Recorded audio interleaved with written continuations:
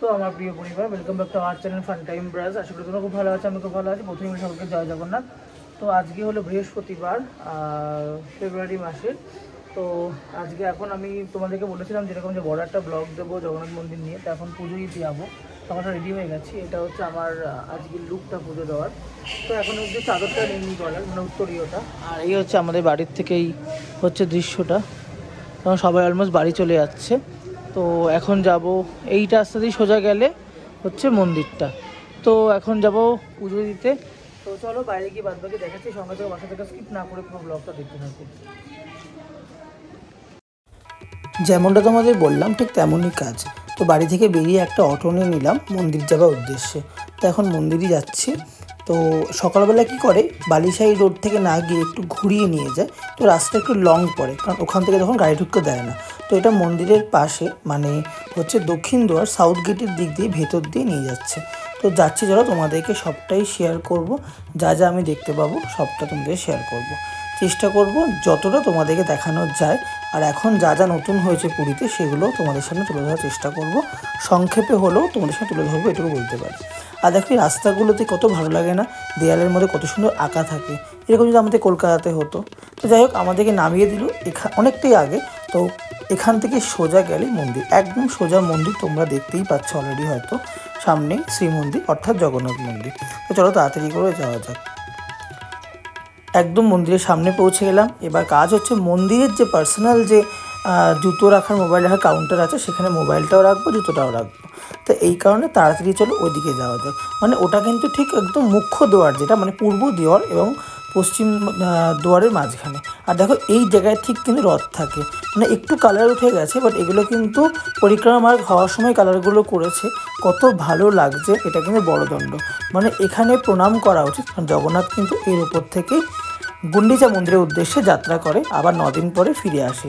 মানে যাকে বলে বাহুড়া যাত্রা অথবা উল্টো রথ বলে থাকে বাংলাতে। তো সেখানে আর এই হচ্ছে পুরো মন্দির প্রাঙ্গণ। আগের মতো একদমই নেই, পুরো চেঞ্জ হয়ে গেছে, পুরোটাই তোমরা বুঝতে পারছো।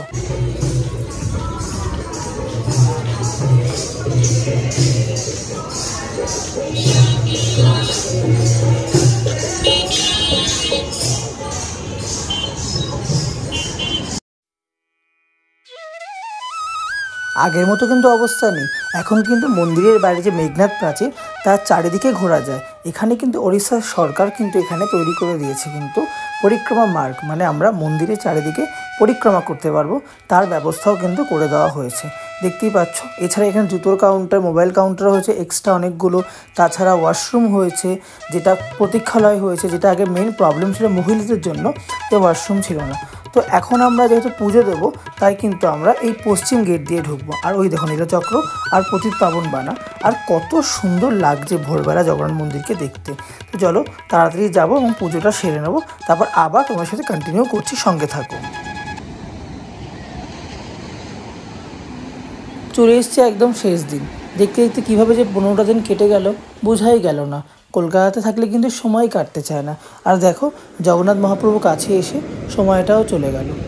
আর দেখো ঢেউগুলোও মনে হচ্ছে আমাকে ছাড়তে চাইছে না, তাই বারবার ফিরে এসে বলছে আর কটা দিন থেকে যাও না, আর কটা দিন থেকে যাও না।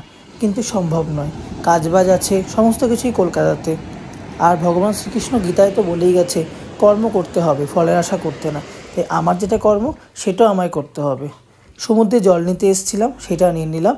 আর জুতোটাকে সরিয়ে রাখলাম, কারণ এত ঢেউ চাই না কখন বয়ে নিয়ে চলে যাবে, তারপরে খালি পায়ে বাড়ি ফিরতে হবে।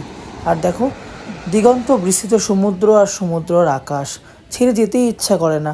আবার কবে যে জগন্নাথ মহাপ্রভু ডাকবে আবার আসার সুযোগ পাবো। সে না ডাকলে তো আসা সম্ভব না, কারণ যতই পয়সা থাকুক, যতই টাকা থাকুক, যতই লোকবল থাকুক, সেই না ডাকলে কিন্তু এখানে কারোর ডোরি লাগবে না, কারোর আসা সম্ভব না। তো সমস্তটাই মহাপ্রভু চাইবে। তো যাই হোক, এবার বাড়িতে যাওয়ার পালা। তো বড়দণ্ডের ওপর দিয়ে হাঁটছি এবং একটা খুব সুন্দর জিনিস দেখতে যাচ্ছি। তো চলো তোমাদেরকে সবটাই শেয়ার করব। ভেতরে কতটা ক্যামেরা করা যাবে আমি জানি না, যেহেতু আমি আগে এখানে যাইনি বা আগে সেটা ছিল না। তো সেই কারণে সাথে আমার সঙ্গী আছে, আমার সাঙ্গ আছে। আর এই বাদিক থেকে কিন্তু ঢুকতে হয় বড়দণ্ডের ওপর থেকে, অনেকটাই চেঞ্জ, তোমরা সবটাই বুঝতে পারছো। তো সঙ্গে থাকো, যেখানে যাচ্ছি তোমাদেরকে সেটা দেখাবো। তো চলো তাড়াতাড়ি করে যাওয়া যাক। একদম সোজা গেলেই যেতে হবে ওই সোজা গেলে, সামনে গেলে কিন্তু সেই জায়গাটা।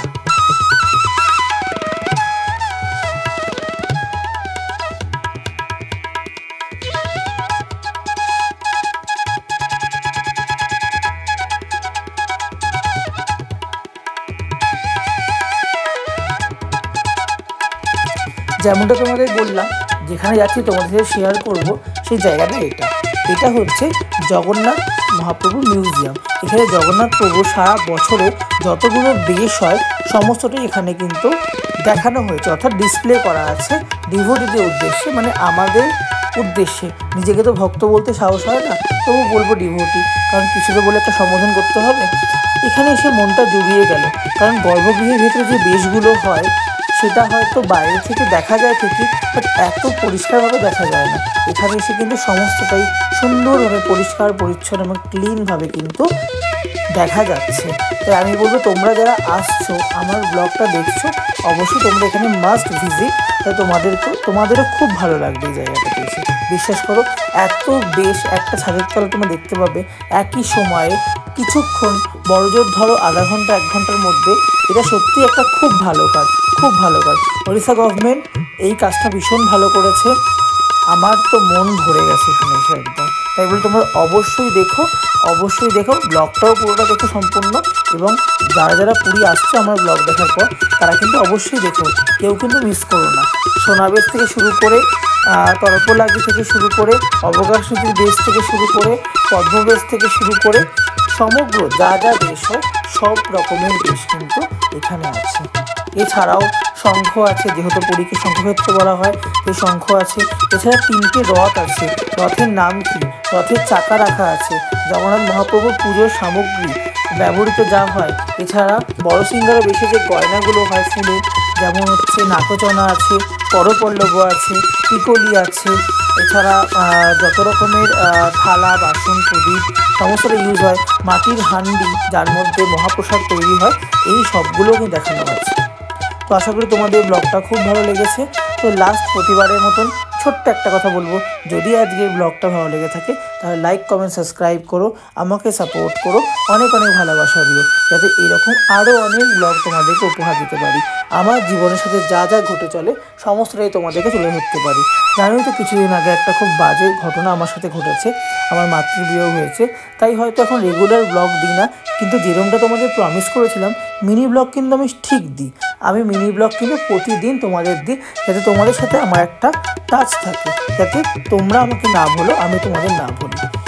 তো লাস্ট এটুকুই বলবো, প্রতিবারের মতন জয় জগন্নাথ, জয় জগন্নাথ, জয় জগন্নাথ। এভাবেই পাশে থাকো, এভাবেই আমাকে ভালোবাসা দিও। আর অবশ্যই পাশে থাকার সাথে তোমরাও কিন্তু ভালো থেকো, তোমরা ভালো থাকলেই কিন্তু আমার ভালো থাকা। তো আর বেশি বকবক করবো না, ফাইনালি বলবো টাটা।